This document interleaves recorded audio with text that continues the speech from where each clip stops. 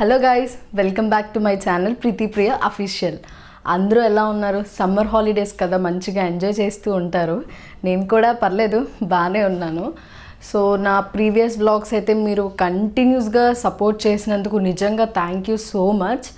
ఇంకా positive comments పెట్టిన వాళ్ళకైతే నన్ను అర్థం చేసినందుకు నిజంగా థ్యాంక్ యూ సో మచ్. ఇంకా నెగిటివ్ కామెంట్స్ కోసం చెప్పాల్సిన అవసరమే లేదు. నేను దాని మీద ఒక వీడియో కూడా చేయాలనుకుంటున్నాను.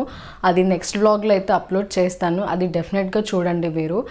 అండ్ అందరి కామెంట్స్ నేను చదువుతున్నాను. రీసెంట్గా నేను పోస్ట్ చేసిన వీడియోస్లో అక్క పోలీస్ కంప్లైంట్ ఇచ్చారా లేదా అని చాలామంది అడుగుతున్నారు. ఇవ్వాలని అనుకున్నాను, బట్ దానికి ముందే నాకు కాల్ అయితే వచ్చింది.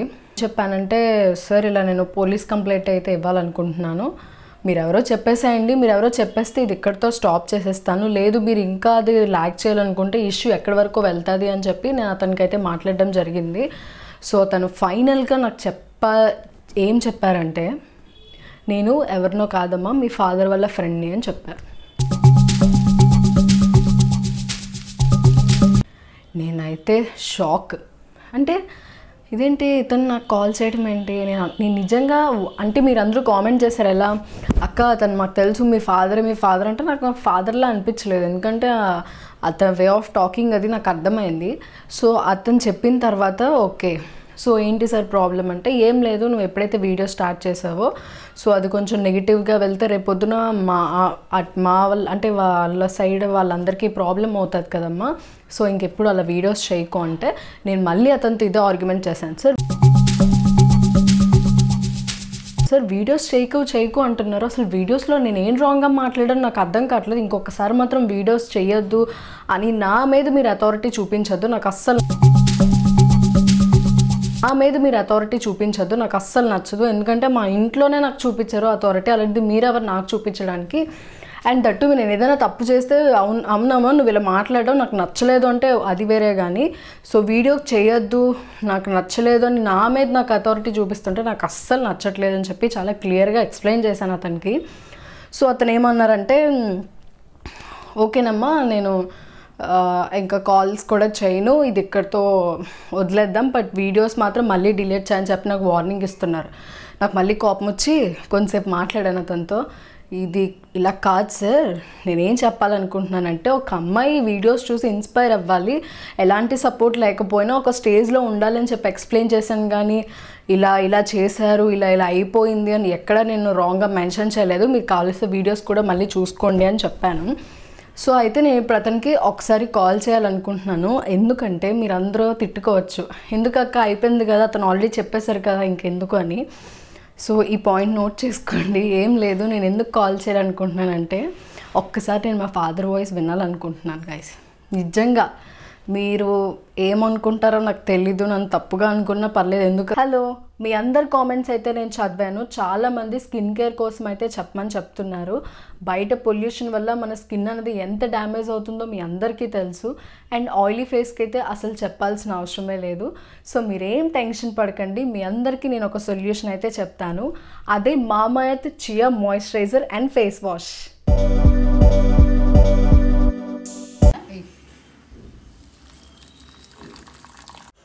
చియా మన స్కిన్ని డీప్గా మాయిశ్చరైజ్ చేస్తుంది అండ్ సిరమైడ్స్ మన స్కిన్ బ్యారియర్ని న్యాచురల్గా స్ట్రెంగ్తెన్ చేయడంలో హెల్ప్ చేస్తుంది, ఒక హెల్తియర్ ఫీల్ ఇస్తుంది. అండ్ ఇది నార్మల్ టు ఆయిల్ స్కిన్ ఉన్న వాళ్ళందరికీ సూట్ అవుతుంది, మన స్కిన్ని జెంటల్గా క్లీన్ చేస్తుంది. ఇంకా నేనైతే ఫేస్ వాష్ చేసేసుకున్నాను. ఫేస్ వాష్ చేసుకున్న తర్వాత నాకైతే చాలా ఫ్రెష్ ఫీల్ అయితే వచ్చింది, ట్యాన్ కూడా చాలా బాగా రిమూవ్ అయింది. ఇందులో బెస్ట్ పార్ట్ ఏంటంటే, ఫ్రాగ్రెన్స్ ఫ్రీ రేంజ్ డెర్మటాలజిస్ట్ ద్వారా కోక్రియేట్ చేయబడింది అండ్ ఇది completely free from harmful chemicals. And ఇదైతే డెఫినెట్గా స్కిన్ కేర్కి అయితే ఉపయోగపడుతుంది. మామాఎర్త్ వాళ్ళు మనం చెప్పిన ఇన్పుట్స్ని విని వాళ్ళ ప్రొడక్ట్స్ని రీసెర్చ్ చేసి ఇంకా బాగా ఇంప్రూవ్ చేస్తారు. ఇంకా మన స్కిన్ కోసం అయితే అస్సలు భయపడాల్సిన అవసరం లేదు, ఎందుకంటే మామాఎర్త్ వారి చియా ఫేస్ వాష్ ఉంది కదా. మామాఎర్త్ వారి చియా ఆయిల్ ఫ్రీ మాయిశ్చరైజర్ అయితే యూజ్ చేస్తున్నాను. దీని టెక్స్చర్ చూసారా ఎంత స్మూత్గా ఉన్నదో, స్కిన్లోకి ఈజీగా బ్లెండ్ అయిపోతుంది.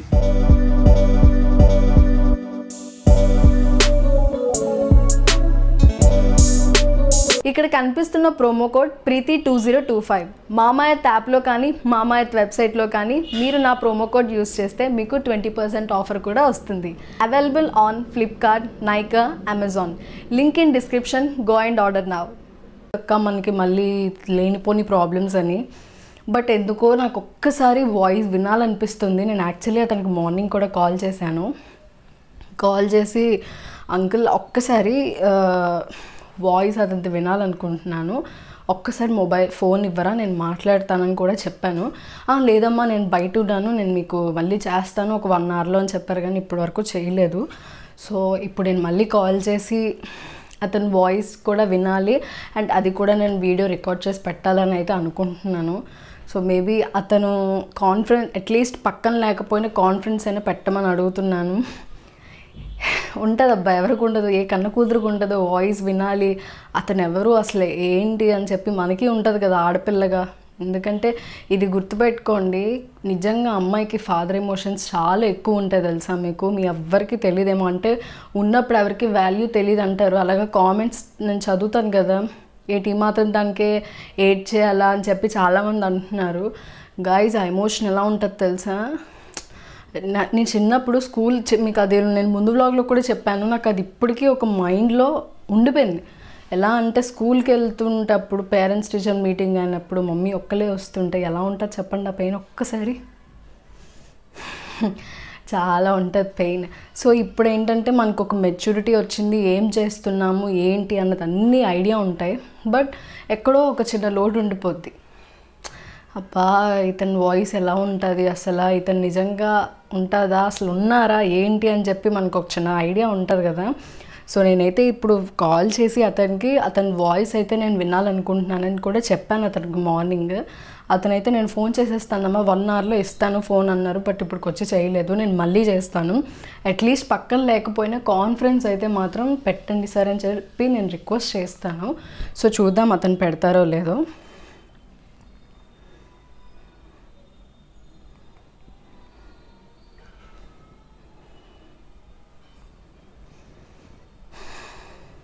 మీరు కాల్ చేస్తున్న వ్యక్తి వేరే కాల్లో మాట్లాడుతున్నారు, మీరు వేచి ఉండండి లేదా తర్వాత మళ్ళీ కాల్ చేయండి. వేరే కాల్లో మాట్లాడుతున్నారని వచ్చింది. సో ఏంటి గైస్, సమ్మర్ కదా, ఎలా ఎంజాయ్ చేస్తున్నారు సమ్మర్ హాలిడేస్లో. అస్సలు బయటికి వెళ్ళడానికి ప్రిఫర్ చేయకండి అస్సలు, ఎందుకంటే మన టెంపరేచర్ అది చాలా ఎక్కువ ఉంది బయట. చాలా టైమ్స్ కాల్ చేసా బిజీ వస్తుంది, ఒక్కసారి చేద్దాం ఇప్పుడు.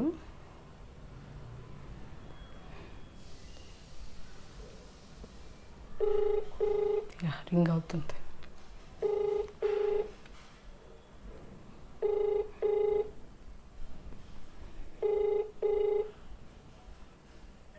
హలో సార్, నేను ప్రీతిని మాట్లాడుతున్నాను. చెప్పమ్మా. అదే మార్నింగ్ కాల్ చేస్తా అన్నారు. చేద్దామని అనుకున్నానమ్మా, కాకపోతే అతను మాట్లాడాలని అనుకోవట్లేదు, అందుకని చెప్పి ఇంకా చేయలేదు.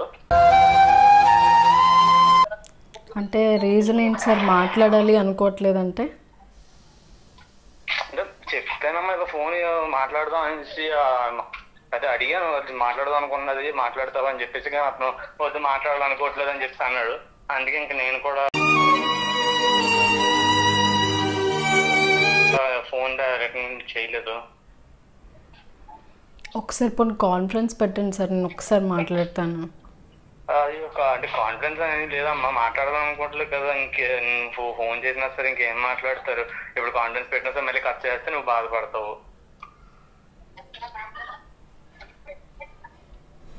అండ్ ఆ వీడియోస్ కూడా నేనే చూస్తే నా ఫ్రెండ్ గురించి ఇలా చేయడం ఏంటని చెప్పి కోపంతో నేనే చేశాను. అండ్ అలాగే నీకు వార్నింగ్ ఇవ్వాలని నేను చెప్పలే, ఆ వీడియోస్ బాగా వద్దు డిలీట్ చేశాను చెప్పడం చేశాను. కానీ దాన్ని కూడా నువ్వు కొంచెం సీరియస్ గా తీసుకొని పోలీస్ స్టేషన్ కేసు అన్నంత వరకు కూడా తీసుకెళ్ళావు. పోనీ ఒకసారి అతని కాంటాక్ట్ నెంబర్ ఇవ్వండి సార్, నేను మాట్లాడతాను. ఏంటమ్మా?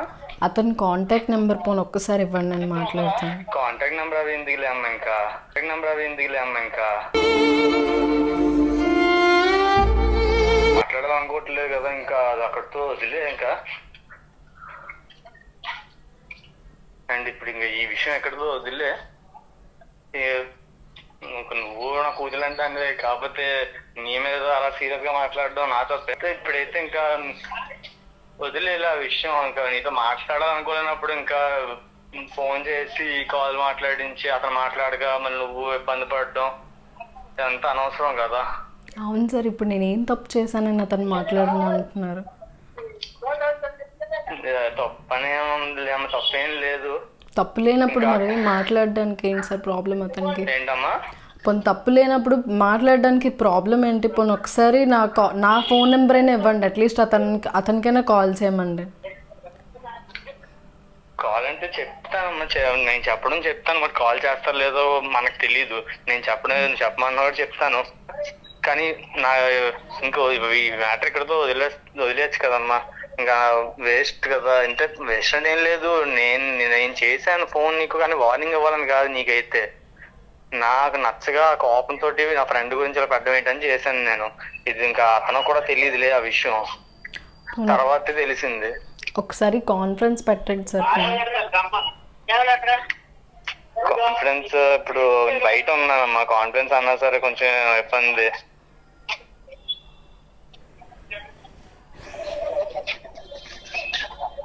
ఇంక ఏందో అమ్మా, ఇంత ఏదో అయిపోయింది. ఈసారి ఒక్కసారికి ఇంకా తెలిసింది కదా నేను ఎవరు అన్నది. నీ ఫ్రెండ్, మీ డాడీ వాళ్ళ ఫ్రెండ్ అని చెప్పాను. ఇంత తెలిసింది కదా, ఇంకా ఇక్కడతో వదిలేసి ఇంకా వీడియోస్ కొంచెం ఆ వీడియోస్ కూడా డిలీట్ చేసేయచ్చు కదా. ఏదైనా ఉంటే ఫోన్ లో చూసుకున్నాను. నేను అతనితో మాట్లాడి కానీ నేను నీకు చెప్తాను ఏమంటారు ఏంటో. అతను మాట్లాడడం ఇష్టం లేదు అంటున్నాడు. ఇంకా అలాంటప్పుడు ఎందుకు? ఏం తప్పు చేసాం సార్ మేము చిన్నప్పటి నుంచి? అదేం లేదులే అమ్మా.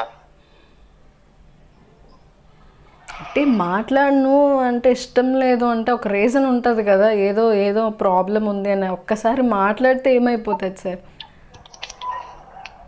అయ్యో ఏడుస్తున్నట్టు ఉన్నావు మా, అడగకమ్మా అలాగా.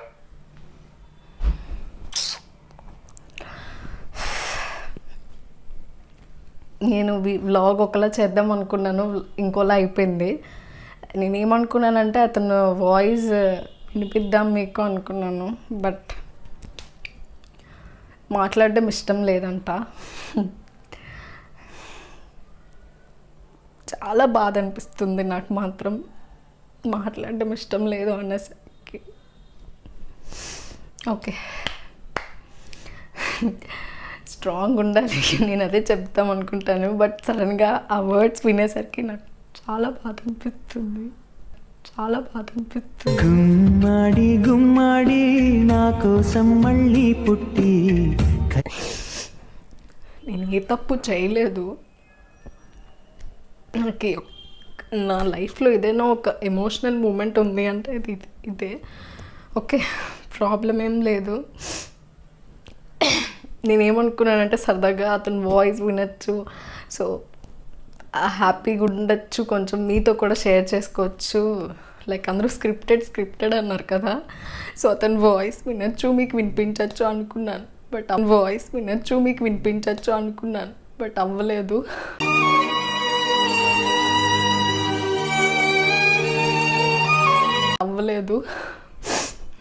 నేను తీసుకోగలను, ఇష్టం లేదు అనేసరికి తట్టుకోలేకపోయాను నేను.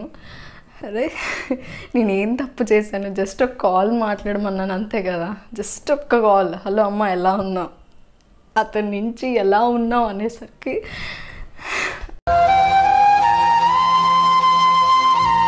లైఫ్లో ఒక్క మూమెంట్ చాలు, ఇంకేం వద్దు. తల్లి ఎలా ఉన్నావమ్మా, నా తల్లివి నువ్వు, నీ తండ్రివి నేను, పిలిస్తే చాలు, నేను ఇంకా ఇక్కడ అయిపోతాను. ఓకే, ప్రాబ్లం ఏం లేదు. కానీ నేను మీతో హ్యాపీగా షేర్ చేసుకోవాలనుకున్నాను. ఎలా అంటే ఇలా మా ఫాదర్ వాయిస్ విన్నాను, సో హ్యాపీగా ఎండింగ్ ఇద్దాం అనుకున్నాను.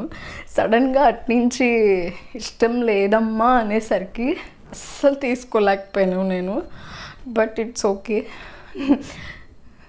అతను నాకు తెలిసి ఇంకా మళ్ళీ కాల్ చేయరు, ఎందుకంటే అతను చెప్పారు ఇంక నా నుంచి అయితే కాల్స్ రావమ్మా అని. నేనే కాల్ చేశాను. జస్ట్ వాయిస్ వినాలనుకున్నాను గైస్, అంతే, ఇంకేం లేదు. జస్ట్ ఒక్కసారి మాట్లాడితే ఓకే, చిన్నప్పటి నుంచి ఆ పెయిన్ అన్నదంతా పోతుంది, హ్యాపీగా మీతో నేను షేర్ చేసుకోవచ్చు గైస్. ఇలా చూసారు కదా మా ఫాదర్ వాయిస్ విన్నాను, అది ఇది అని చెప్పి మంచిగా వ్లాగ్ ఎండ్ ఇద్దాం అనుకున్నాను. అతను ఇష్టం లేదు అనేసరికి నాకు కంట్రోల్లో లేను అస్సలు. ఇట్స్ ఓకే, ప్రాబ్లం ఏం లేదు. ఏ ఆడపిల్లకి ఇలాంటి సిచ్యువేషన్స్ అయితే అస్సలు రాకూడదు బ్రో, నిజంగా చెప్తున్నాను. ఏ అమ్మాయికి ఇలాంటి సిచ్యువేషన్స్ రాకూడదు. అందుకే ఏది చేసినా ఆలోచించి చేసుకోండి. ఒక్క చిన్న తప్పు వల్ల ఎంటైర్ ఫ్యామిలీ అంతా బాధపడాల్సి వస్తుంది. నిజంగా ఒక్క చిన్న తప్పు చేస్తే ఎంటైర్ ఫ్యామిలీ అంతా బాధపడాల్సి వస్తుంది. ఇది మాత్రం ఎప్పుడు గుర్తుపెట్టుకోండి. సో బాయ్, నేను ఇంకేం మాట్లాడాలనుకోవట్లేదు.